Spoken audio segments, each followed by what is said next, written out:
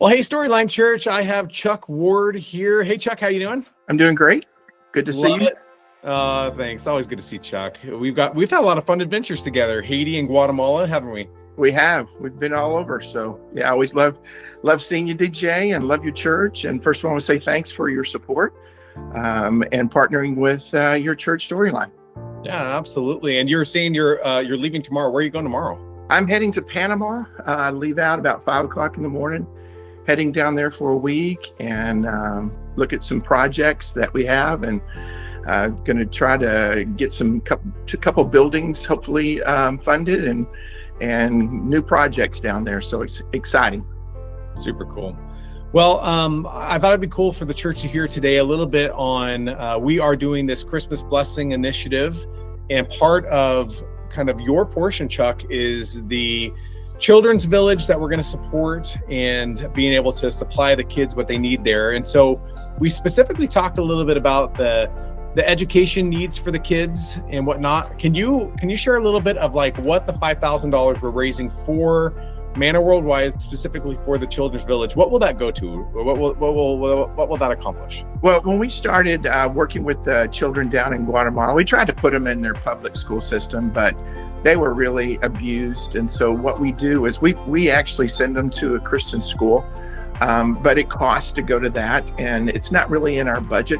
And so we have to raise that every year. And so the kids that are in the Children's Village, this would cover for them to go to school, to a private school with teach them, great education with the Christian background as well. And then also would help them with their books, supplies, and not only that, but also some clothes for them for the year. So it'll be a tremendous blessing that we have to raise every single year for that. That's awesome. I know that with the Children's Village, there's kids that will come in and out on any given time. About how many kids are in that Children's Village? I think the most we've ever had is about 7 or 8. And I think we're licensed for about 9 or 10 right now. I think right now, though, we have 5. Okay. And so and they're all boys. They range from 13 to 18.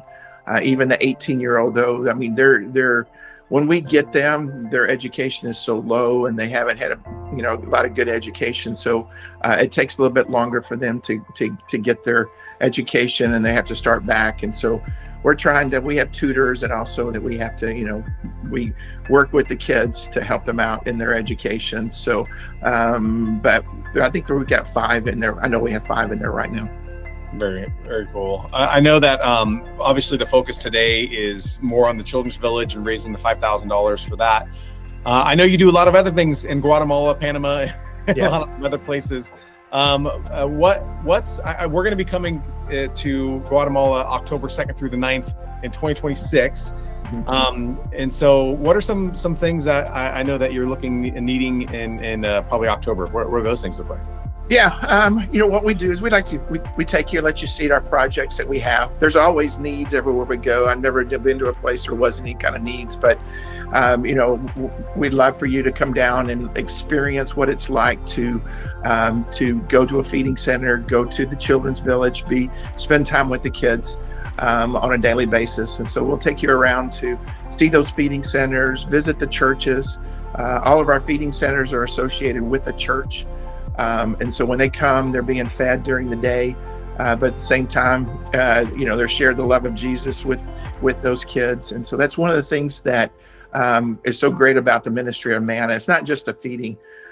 Feeding is it's important that these kids get a nutritional meal, but we use that as just a tool to reach them with the most important need that they have, and that's Jesus Christ. I love that. That's so cool. And I think that's a big part of our heart.